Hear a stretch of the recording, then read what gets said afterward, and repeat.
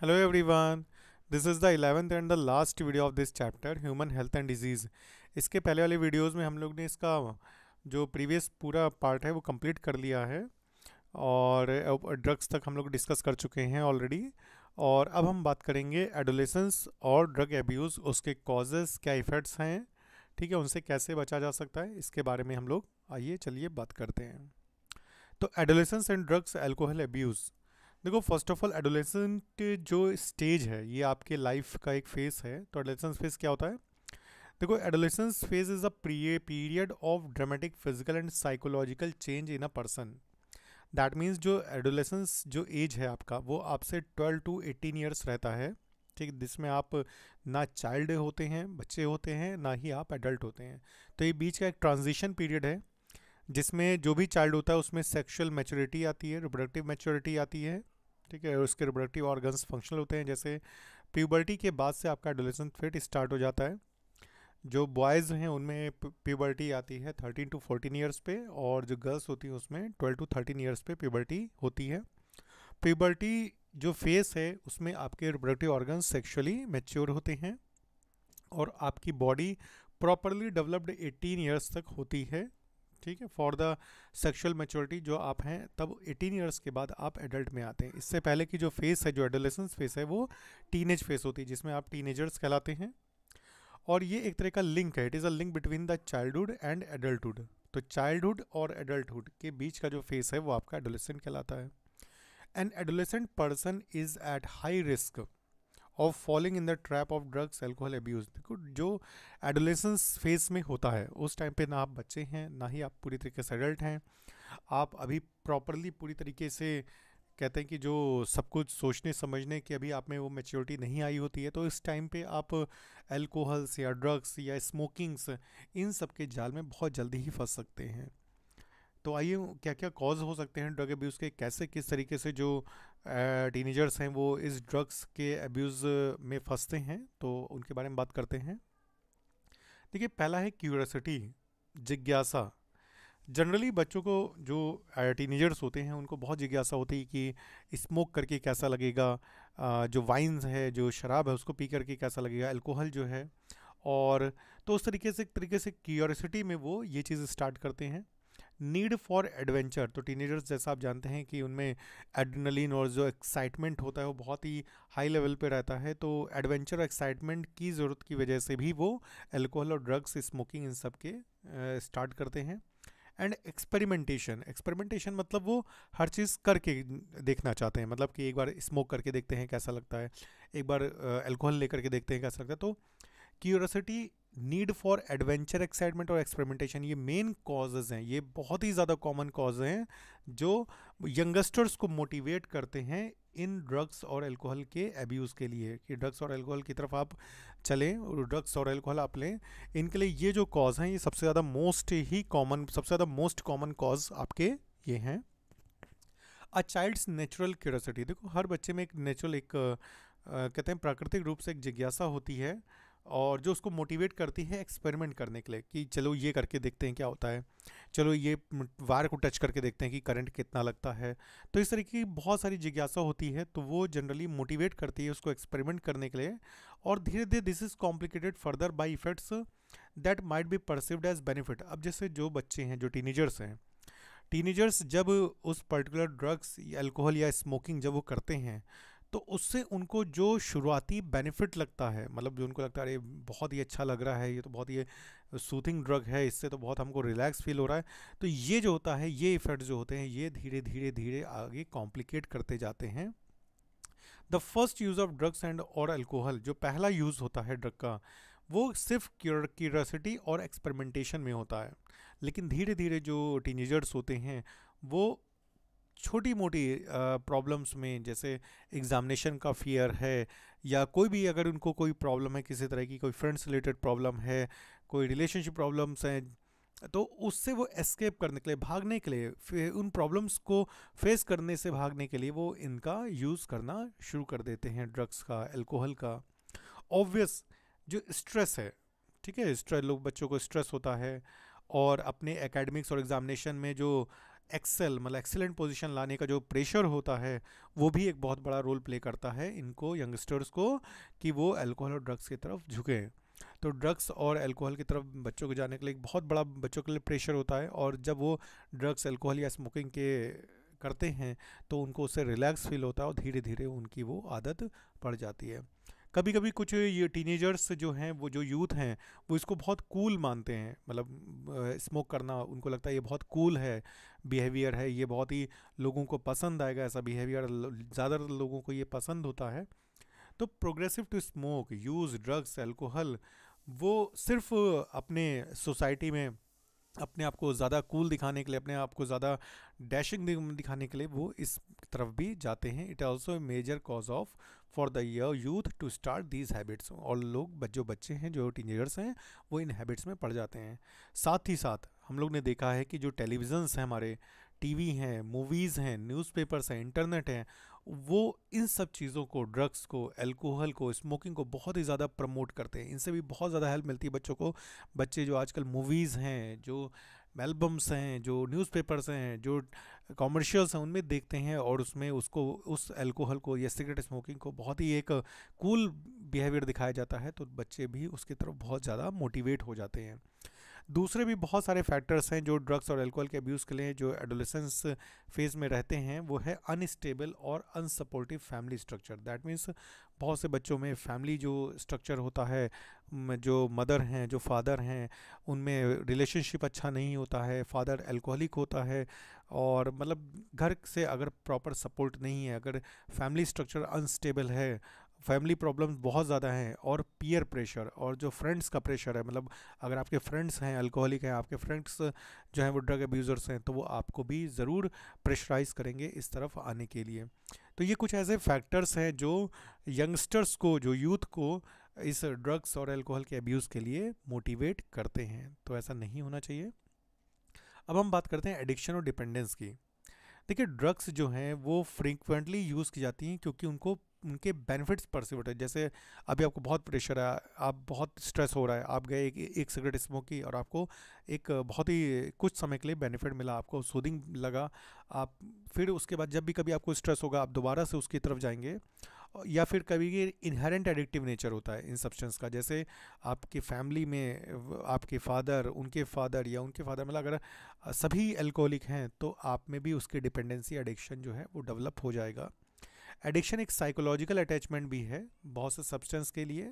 मतलब आप चीज़ों को जो है अल्कोहल से जोड़ देते हैं, एक साइकोलॉजिकली आप उस पर एडिक्टेड हो जाते हैं, सब चीज़ों के एडिक्शन हो जाता है आपको। तो ज़रूरी नहीं कि आप अल्कोहल के लिए हो, किसी भी चीज़ों के लिए आपको एडिक्शन हो सकता है। A person continue to take addictive substance, मतलब जो भी एडिक्टिव सब्सटेंस है उसका, दैट मीन्स स्मोकिंग है या अल्कोहल या ड्रग्स है, तो वो पर्सन धीरे धीरे इतना एडिक्टिव हो जाता है कि वो उसको it does not need in a real sense, मतलब वो इवन जब उसको ज़रूरत नहीं भी होती है, मतलब जब कोई प्रेशर नहीं भी होगा, कोई स्ट्रेस नहीं भी होगा, तब भी वो सिगरेट स्मोकिंग, ड्रग्स या अल्कोहल लेना शुरू कर देगा क्योंकि अब वो एडिक्टिव हो गया है। और धीरे धीरे आपको पता है कि बॉडी में रिसेप्टर्स होते हैं उन ड्रग्स के, जो इसके पहले वाली वीडियो में हमने आपको बताया था कि ओपियाइड्स, कैनाबिनॉइड्स और कोका अल्कोलाइड, जो स्मैक है, मॉर्फिन है, इन सब के रिसेप्टर्स होते हैं और उनका टॉलरेंस लेवल भी धीरे धीरे बढ़ता रहता है। मतलब जैसे अभी आप थोड़ा सा ड्रग लेते हो और आपको बहुत ज़्यादा सूदनेस लगती है, बहुत ज़्यादा लगता है, आपके लिए वही काफ़ी है, लेकिन महीने 2 महीने के बाद आपको उस ड्रग से आपको कुछ भी नहीं फील होगा, तो आप ड्रग्स का जो डोज़ है वो बढ़ाते जाएंगे, अल्कोहल का डोज बढ़ाते जाएंगे, जो भी एडिक्टिव सब्सटेंस है वो आप और पीना शुरू कर देंगे और लेना शुरू कर देंगे, क्योंकि आपकी बॉडी जो है वो अब छोटे मोटे जो क्वांटिटी है उसको आसानी से टॉलरेट कर सकती है। तो इसी तरह से धीरे धीरे जो कंजम्पशन है अल्कोहल का, जो ड्रग्स का, वो बढ़ता जाता है। रिजल्ट क्या होता है?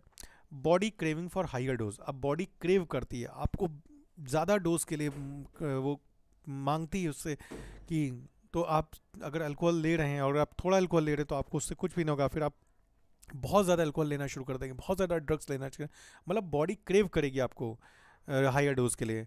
Long term consequence of addiction can be highly devastating. अगर आप बहुत लंबे समय तक इन पे डिपेंड करते हैं, अल्कोहल पे, ड्रग्स पे, स्मोकिंग पे, तो इसके बहुत बुरे परिणाम हो सकते हैं, बहुत डिजीज़ हो सकती हैं।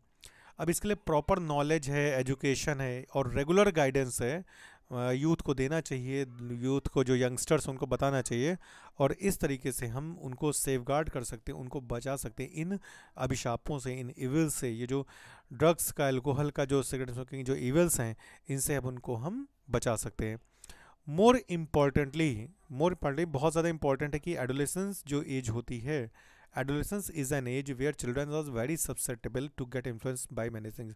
क्योंकि उस टाइम पे जो टीनेजर्स हैं या यूथ है, जो चिल्ड्रन है, बहुत जल्दी वो सब्सेप्टेबल हो जाते हैं, मतलब बहुत जल्दी इन्फ्लुएंस हो जाते हैं बहुत सी चीज़ों के लिए, जल्दी स्मोकिंग के लिए, ड्रग्स के लिए, अल्कोहल के लिए बहुत जल्दी वो इन्फ्लुएंस हो जाते हैं, बहुत जल्दी इनसे प्रभावित हो जाते हैं और उसको ट्राई करना शुरू कर देते हैं। But they have to empowered with enough knowledge, लेकिन उनको हमें प्रॉपर नॉलेज देनी है इनसे रिलेटेड, इनसे होने वाले आगे जो उनके फिजिकल जो प्रॉब्लम्स हैं, जो डिजीज़ हैं, जो उनके सोशल प्रॉब्लम्स होंगी, उससे उनको बताना है, जिससे वो इन अल्कोहल और ड्रग अब्यूज़ के विक्टिम ना बने। ठीक है, इनके जो हैं इसके विक्टिम ना बने, इससे इसके पेशेंट ना बने, इसकी हमें उनको प्रॉपर नॉलेज देनी है। डिपेंडेंस जो है is the tendency of the body to manifest a characteristic of unpleasant withdrawal syndrome if regular dose of alcohol is abruptly discontinues. मतलब अगर आप बहुत ज़्यादा एडिक्टिव हैं और अगर आपको रेगुलर जो डोज हो रही है अल्कोहल की, या उसको एकदम से डिसकंटिन्यू कर दिया जाए, रोक दिया जाए, आपको देना बंद कर दिया जाए, तो आपको अब बिहेवियर में एक अनप्लीजेंट विड्रॉल सिंड्रोम होगा, आपको बहुत ही ज़्यादा प्रॉब्लम उठेगी। और इसे बोलते हैं डिपेंडेंसी, कि आप उस ड्रग पे कितना डिपेंडेंट हो। आपको एनग्जाइटी होगी, बेचैनी होगी, शेकनेस, आपके हाथ पैर कांपने लग जाएंगे, नौजिया, आपको चक्कर आएगा, आपको स्वेटिंग होगी, वॉमिटिंग होगी। ये सब आपके विड्रॉल सिम्टम्स हैं कि, और ये सब तब ठीक होंगे जब आप उसको दोबारा रिज्यूम करना शुरू कर, दोबारा आप ड्रग्स को लेना शुरू कर दें। दैट मीन्स कि आपकी डिपेंडेंसी उस पर बहुत ज़्यादा हो गई है ड्रग्स पे। अब आप उसके बिना, आपको बेचैनी होगी, आपके हाथ पैर कँप पाएंगे। लेकिन अगर आप लंबे समय तक इन सब सिम्टम्स से बच गए, अगर आप इन सिम्टम्स के लिए आपने दूसरी मेडिसिन्स ली और आपने ड्रग्स पे डिपेंडेंसी बिल्कुल ख़त्म कर दी, तो आप इससे बाहर भी आ सकते हैं। कभी कभी क्या होता है, विड्रॉल सिम्टम्स इतने ज़्यादा सीवियर हो जाते हैं कि लाइफ थ्रेटनिंग, मतलब आपकी जान को भी खतरा हो सकता है। उस समय पर्सन को मेडिकल अटेंशन की, मेडिकल सुपरविज़न की भी ज़रूरत पड़ती है। तो ये जो विड्रॉल सिम्टम्स हैं, अगर आप किसी भी ड्रग्स, अल्कोहल या स्मोकिंग को एकदम से छोड़ देते हैं, तो ये सिम्टम्स जो हैं, विड्रॉल सिम्टम्स, ये शुरू हो जाते हैं। बट इनसे घबराना नहीं है, डॉक्टर की सलाह लेनी है, डॉक्टर से मेडिसिन लेनी है, और ड्रग्स की तरफ दोबारा मुड़ करके कभी नहीं देखना है। लगातार अगर आप ड्रग्स पे डिपेंडेंस है, that leads the patient to ignore all social norms. तो वो धीरे धीरे जो पेशेंट है, जो एडिक्टेड पर्सन है, वो सभी जो सामाजिक नियम हैं उनको भूल जाएगा, इग्नोर कर देगा, और in order to get sufficient fund, और अपना पर्याप्त पैसा जुटाने के लिए, अपनी नीड को सेटिस्फाई करने के लिए, अपनी ज़रूरतों को पूरा करने के लिए वो हर हद तक जा सकता है। चोरी कर सकता है, डाका डाल सकता है, लोगों से लूट कर सकता है, उधार मांग सकता है लोगों से। तो ये सब प्रॉब्लम्स भी शुरू हो जाती है। These results in many social adjustment problem, और इस तरीके से आप समाज में एक बुरा व्यक्तित्व वाले बन जाते हैं और आप सोसाइटी में एडजस्ट नहीं कर पाते अपने आप को। अब इसके और क्या इफ़ेक्ट्स हो सकते हैं ड्रग्स एल्कोहल अब्यूज़ के? देखिए, the ill effects of alcohol, smoking या drugs abuse can be of many types. पहला तो फर्स्ट ऑफ ऑल ये है कि जो पर्सन होगा वो एंटी सोशल हो जाएगा, गैर सामाजिक, समाज में रहना छोड़ देगा, लोगों के बीच में बात करना छोड़ देगा, अलग बिल्कुल रहना शुरू कर देगा। इंडल्ज इन वैंडलिज्म, और वैंडलिज्म बिल्कुल बिहेवियर उसका बहुत ही लड़ाई वाला हो जाएगा, हर किसी से झगड़ा करेगा, विरोधी टाइप हो जाएगा, रैश एंड रेकलेस बिहेवियर, और लोगों से बुरा व्यवहार करना शुरू कर देगा, गाली गलौज, और बहुत ज़्यादा वो बिल्कुल पूरी तरीके से वो एंटी सोशल हो जाएगा। एक तो ये पहला बहुत बुरा इल इफेक्ट है ड्रग्स एल्कोहल अब्यूज़ का। दूसरा, दे ऑल्सो कॉज, ये जो ड्रग्स एल्कोहल है, lung cancer, respiratory failure, heart failure, cerebral haemorrhage, damage to the nervous system, liver, kidney dysfunction, ये सब प्रॉब्लम्स शुरू हो जाएंगी। अल्टीमेटली धीरे धीरे आपके ऑर्गन्स जो हैं वो काम करना बंद कर देंगे, आपको मल्टीपल ऑर्गन फेलियर हो सकता है, किडनी खराब हो सकती है, लीवर तो सबसे ज़्यादा बैडली अफेक्टेड होगा, नर्वस सिस्टम आपका अफेक्टेड होगा, और इस तरीके से आपका हार्ट अटैक के रिस्क बढ़ जाते हैं, आपके अस्थमा के, आपके लंग कैंसर के रिस्क बढ़ जाते हैं, ओरल कैंसर के रिस्क बढ़ जाते हैं, और बहुत सी प्रॉब्लम्स शुरू होती हैं। The adverse effect of alcohol and drug abuse are not just limited to the individual. और जो एडवर्स इफेक्ट है, जो दुष्परिणाम है, जो दुष्प्रभाव हैं ड्रग्स और अल्कोहल के अब्यूज़ के, वो सिर्फ एक पर्सन तक लिमिट नहीं रहते। They cause a great mental agony to the other family members and friends. आपके जो दोस्त हैं, आपके जो फैमिली मेम्बर्स हैं, उनको भी इसका बहुत ज़्यादा हर्जाना चुकाना पड़ सकता है, उनको भी इसके लिए इससे बहुत ज़्यादा परेशानी हो सकती है। Drug abuse can make individuals go into depression. Drug abuse लगातार लंबे समय बनने से तो पर्सन डिप्रेशन में चले जाते हैं, एनएग्जाइटी हो जाती है, रिबेलियस बिहेवियर हो जाता है उनका, चोरी करना शुरू कर देते हैं, and a whole lot of unpleasant thing. और जितनी भी बुरी आदतें होती हैं वो सब वो शुरू कर देते हैं, क्योंकि वो सोशल नॉर्म्स को मानना छोड़ देते हैं, इग्नोर कर देते हैं। They not only spoil the health of the individual. और ये जो ड्रग्स अल्कोहल्स हैं, ये सिर्फ उस इंडिविजुअल की ही शरीर को, उसकी हेल्थ को ही नुकसान नहीं पहुंचाते, but also slowly make people addicted to them. और लोगों को धीरे धीरे उसका एडिक्टेड बना देते हैं। Who turn out to be anti social and behavioural issues, जिसमें वो गैर सामाजिक और उसमें बहुत ही ज़्यादा बुरे बिहेवियर इशूज़ क्रिएट हो जाते हैं। चलिए हम अब इसके बाद प्रिवेंशन और कंट्रोल के बारे में बात करते हैं। देखिए, by impairing the necessary life skills to adolescent. अब एडोलेसेंट्स को हमें जीवन से बचने के लिए जो जीवन की कला है, लाइफ स्किल्स हैं, वो बताना चाहिए।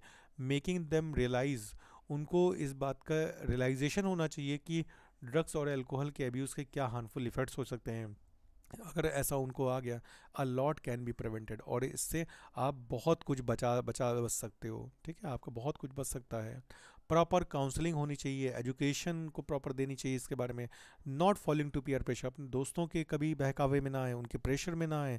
सीकिंग प्रोफेशनल हेल्प, और जो प्रोफेशनल्स हैं, जो काउंसलर्स हैं, जो डॉक्टर्स हैं, उनकी हेल्प लेनी चाहिए।